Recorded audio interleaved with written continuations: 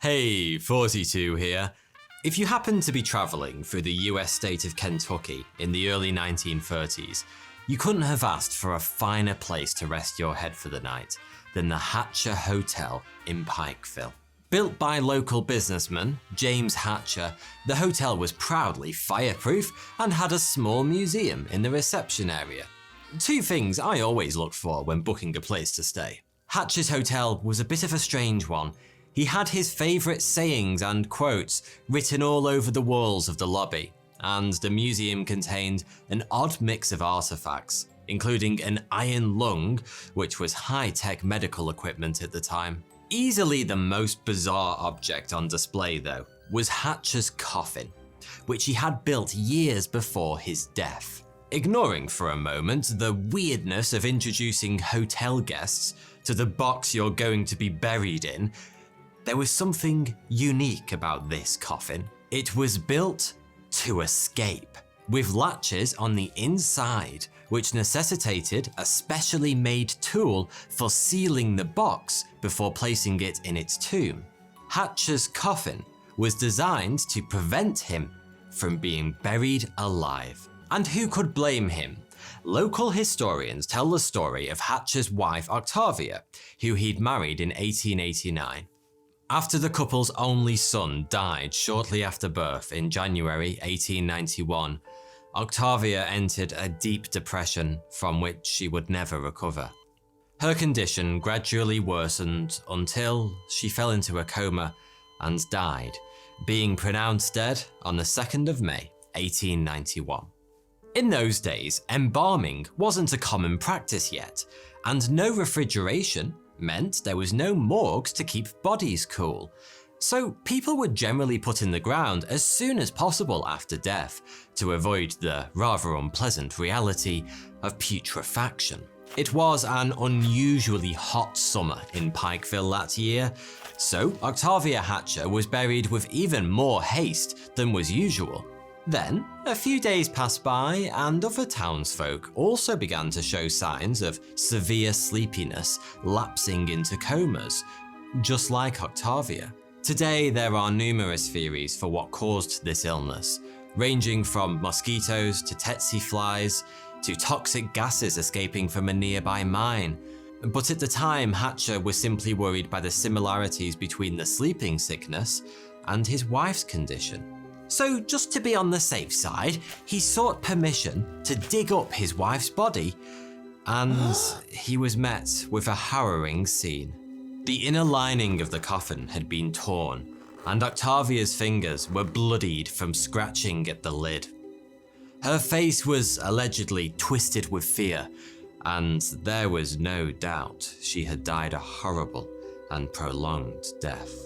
Some fairly sizable question marks hang over the story of Octavia's premature burial, not least because there's no documented evidence to actually support it.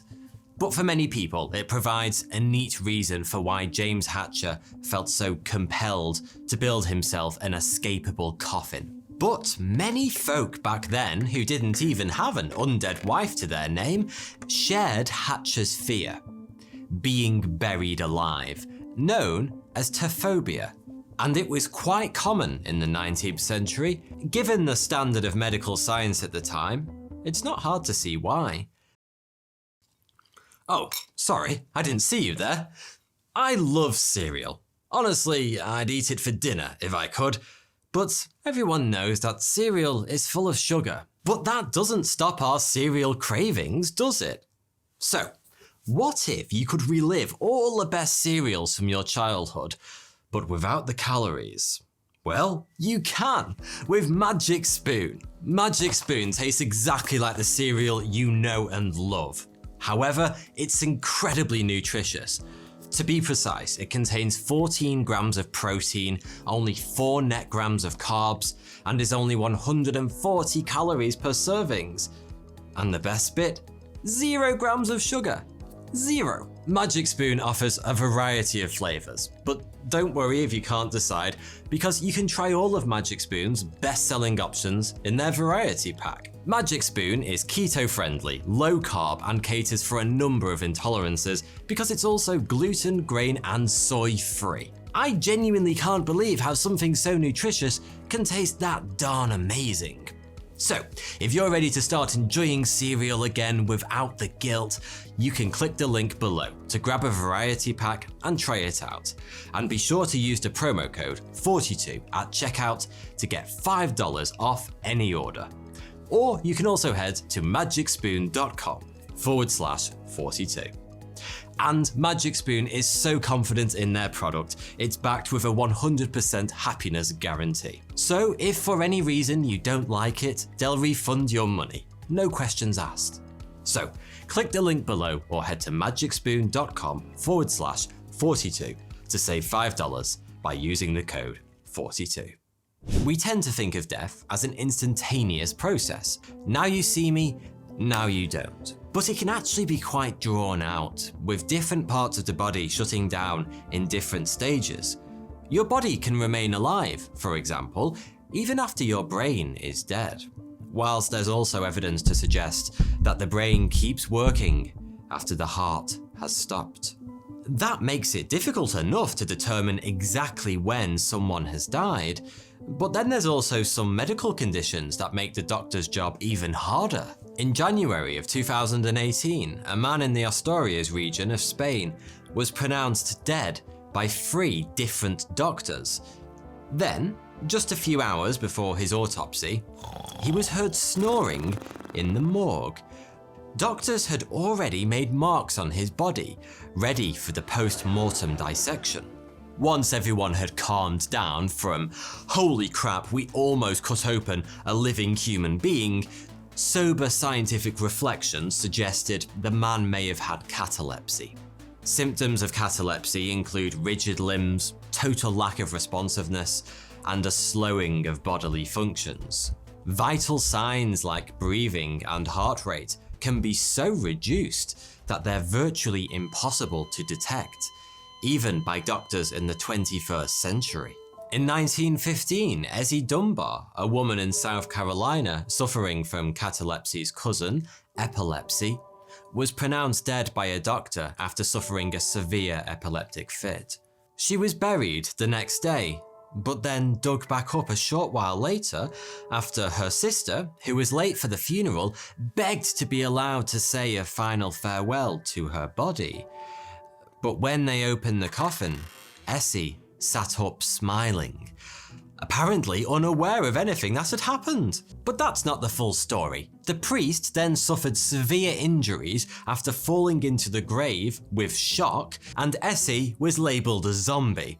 But you can't have everything in life, can you? Now imagine what things must have been like before the invention of the stethoscope in 1816. Even without extreme epilepsy or conditions like catalepsy, there are many illnesses that can render signs of life undetectable to the naked eye, so it's easy to see how death may have been misdiagnosed in the past. Back then, the most scientific ways of determining whether someone was still living or not involved using feathers or mirrors to check for signs of breath.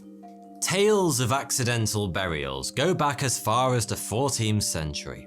Upon opening the tomb of Middle Ages philosopher John Duns Scotus, witnesses found his body outside his coffin, with his hands badly damaged from trying to escape. Another famous story dates back to the 1600s in England, when a woman named Alice Blunden passed out after drinking a large draught of poppy seed tea. Of course, a large volume of poppy seeds contains enough morphine and codeine to knock out a giraffe. No, not really. I just said that for dramatic effect, but it probably would have left Alice heavily sedated. After applying the foolproof mirror test to confirm that Alice was indeed a goner, she was pronounced dead and promptly buried. 2 days later though, children playing near the gravesite, which was apparently a normal thing to do in the 17th century, heard noises and went to call their schoolmaster. After realizing that Alice was still clearly alive down there, work began to exhume her. But since it took almost a day to do so, she was teetering on death by the time they reached her. Seeing what a bad state she was in, those responsible obviously decided to save themselves some time and simply chucked her back in the ground. It was clearly a tough time to be alive. Or dead, I guess. On this occasion, at least, a guard was left to make sure Alice didn't spring back to life again.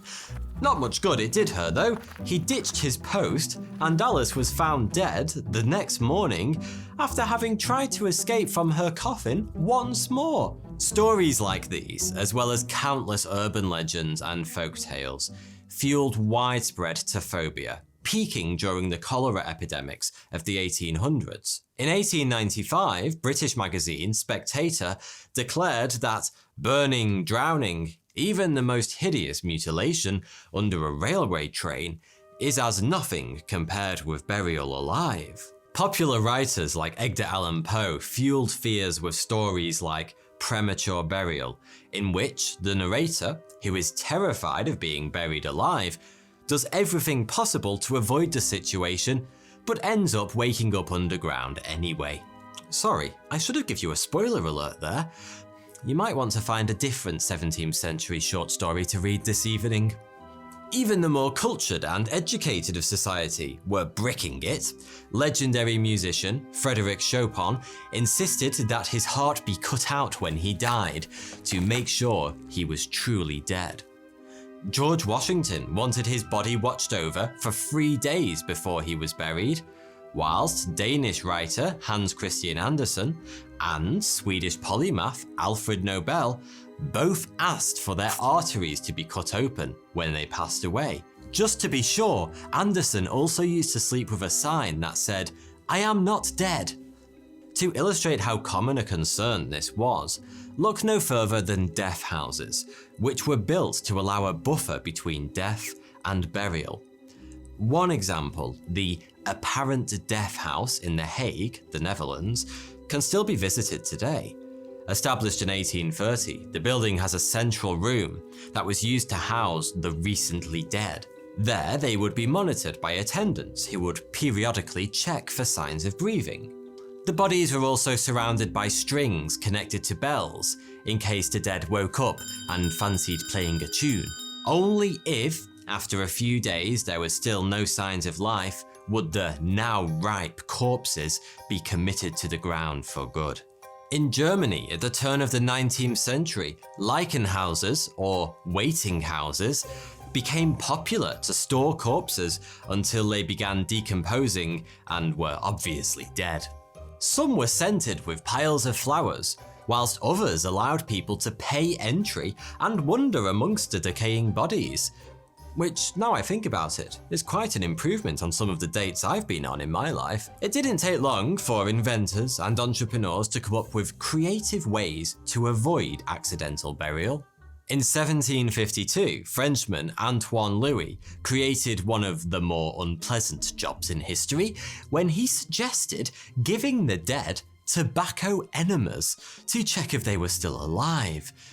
The technique, which apparently has no connection to the phrase "to blow smoke up someone's arse," was already being used to resuscitate drowned victims, and remained a popular way of testing for death right into the 19th century. One French priest suggested replacing the tobacco smoke with a red-hot poker, but unsurprisingly, the idea never caught on, not even amongst the dead people. Amply illustrating why his country gave birth to the word sadist, it was yet another Frenchman who invented the pince MAMELON, or nipple pincher, a pair of giant tweezers that were used to, well, I'm pretty sure you can work that one out for yourself. Of course, the French weren't the only ones to come up with clever but twisted ways of confirming mortality. Across the Channel in England, some bright spark thought of writing the words "I am dead" in silver nitrate on a pane of glass, before hanging the glass above the dead body in a coffin. The writing would be revealed when the gases from the decomposing body reacted with the silver nitrate, indicating to the undertaker and anyone within 10 meters who had a sense of smell that the person was definitely dead. But these macabre contraptions did little to allay people's fears, and by far the most desirable post-bucket-kicking commodity were safety coffins. One common design element, as in the coffin displayed by James Hatcher in his hotel museum, was a latch on the inside of the coffin to allow the occupant to open it from within, which obviously only had practical use if the person was buried in a tomb and not under 6 feet of earth. Of course, this was the case for most people who wanted safety coffins, as poorer people, the type that get graves, not tombs, wouldn't have been able to afford safety coffins anyway. Another popular design option was to include some sort of window. The first known order for a safety coffin was from Duke Ferdinand of Brunswick, who died in 1792. His coffin had a window to allow light in, plus a tube for fresh air, and a series of locks that could be unlocked from the inside. To this day, if you visit the graveyard of Town Hill Road in New Haven, Vermont, you can find the grave of Timothy Clark Smith, a 19th century doctor who had a window inserted in a horizontal gravestone directly above where his head would have been situated when he was laid to rest. He was also buried with a breathing tube and a bell, and the tomb included a set of stairs that could be used to climb out. I'm fairly sure he's dead now. One coffin, designed by German Adolf Guttsmith, included a feeding tube. The inventor proved how effective it was by spending a few hours underground, during which time he ate a meal of soup, bratwurst, marzipan, sauerkraut, spatzel, beer, and a dessert. Because everyone knows that the most pressing concern when you've just been buried alive is to have a relaxing 4-course meal. By far the most popular device in safety coffins was some form of bell that allowed the person to ring it and notify those above ground that they were indeed still alive. This has spawned a range of misconceptions about phrases like dead ringer, graveyard shift, and saved by the bell, all of which are thought to have something to do with safety coffins used in the Victorian era. In fact, none of these figures of speech are connected with accidental burial at all. As far as we know, nobody has been saved by a safety coffin, but don't worry, they're still available if you need something to soothe your TAPHOPHOBIA. In 1995, a patent was registered for a safety coffin that included an intercom system, an emergency alarm, a torch, breathing apparatus, and a heart monitor. Of course, you could just be buried with your phone instead, providing you can get signal 6 feet under. The fear of being buried alive is a lot less common these days, partly because of more advanced medical techniques and partly because of modern methods for corpse preservation. Arterial embalming, introduced in the late 19th century, involves replacing the blood in the human body with embalming fluid, and since that fluid is usually a mix of formaldehyde, methanol, and ethanol, there's little chance of you being alive afterwards anyway. That doesn't mean things still don't go wrong though.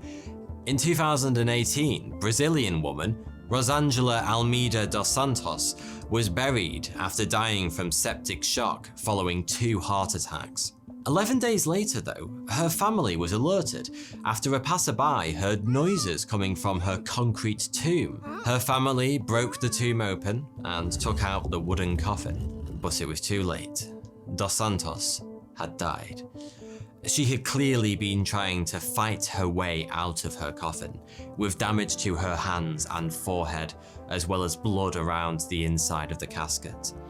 Even the nails used to keep the coffin closed had been loosened by her efforts. So, when it comes time for you to shuffle off this mortal coil, make sure you're put in the ground by someone you trust, and preferably someone who's not a beneficiary on your life insurance policy. Thanks for watching.